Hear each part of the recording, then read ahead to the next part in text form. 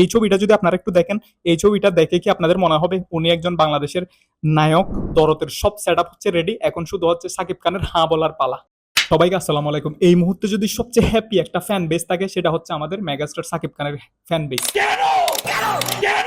আমি জানি আপনারা জিজ্ঞাসা করবেন কেন সেটা জানতে হলে ভিডিওটা অবশ্যই শেষ পর্যন্ত দেখতে হবে।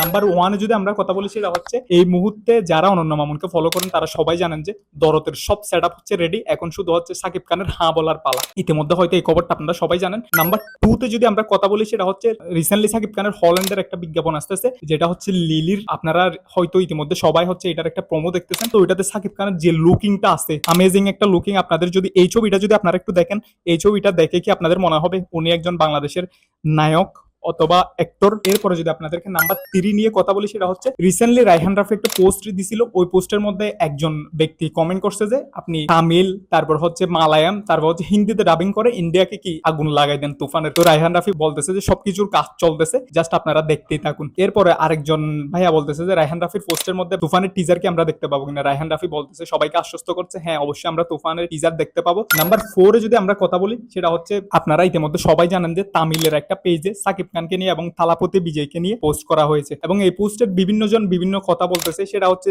যে কারণে এই পোস্টটা করা হয়েছে সেটা হচ্ছে থালাপতি বিজয়ের এবং আমাদের সাকিব খানের মুভির একটা অংশ মিল আছে, সেটা নিয়ে হচ্ছে মানে কি তামিলের একটা পেজে পোস্ট করা হয়েছিল। এরপরে যদি আমরা নাম্বার 5 নিয়ে কথা বলি সেটা হচ্ছে রিসেন্টলি সাকিব খানের টিজারের একটা কি প্রোমো হচ্ছে কি তার পেজের মধ্যে আপলোড দেওয়া হয়েছে, রায়হান রাফির পেজ আপলোড দেওয়া হয়েছে, তারপর সঞ্চল চৌধুরীর পেজ আপলোড দেওয়া হয়েছে। আপনারা তো সবাই দেখছেন, এটা দেখে তো মানে সাকিব খানের ফ্যানরা একদম কি উড়াদুরা। নাম্বার 6 নিয়ে যদি আমরা কথা বলি, নাম্বার 6 হচ্ছে গতকালকে হচ্ছে সাকিব খানের তুফানের প্রেস মিটিং হয়েছে, যেখানে হচ্ছে কলকাতা থেকে মিম চক্রবর্তী আসছে, বাকি যে অ্যাক্টর গুলো আসছে সবাই কিন্তু আসছে প্রেস মিটিং এ কিন্তু বিশেষ করে সাকিব খান যে কথাটা বলছে সেটা তো আপনারা সবাই জানেন। 25 বছর ধরে এই ইন্ডাস্ট্রিতে আছি, ভালো খারাপ অনেকজন অনেক কিছু বলবে, আমি কিচ্ছু কানে নিতে চাই না, শুধু হচ্ছে কাজ করে সামনের দিকে এগিয়ে যেতে চাই। এই কথাটা হচ্ছে আমার খুব ভালো লাগছে। এরপর আরেকটা বিষয় সেটা হচ্ছে তুফানের কিন্তু অগ্রিম কি বুকিং চলতেছে। আমি যেহেতু ঢাকাতে আছি আমি জানি আমাদের যমুনা ব্লকবাস্টারে বুকিং চলতেছে, পাশাপাশি অন্যান্য যে হলগুলো সবগুলাতে হচ্ছে বুকিং চলতেছে। এইতক্ষণ ধরে যে 6টা বিষয় নিয়ে কথা বলছি, এই 6টা বিষয় আপনারা অনেকে জানেন, হয়তো অনেকে জানেন না। আর ভিডিওটা ভালো লাগলে অবশ্যই লাইক কমেন্ট শেয়ার করতে বলবেন না।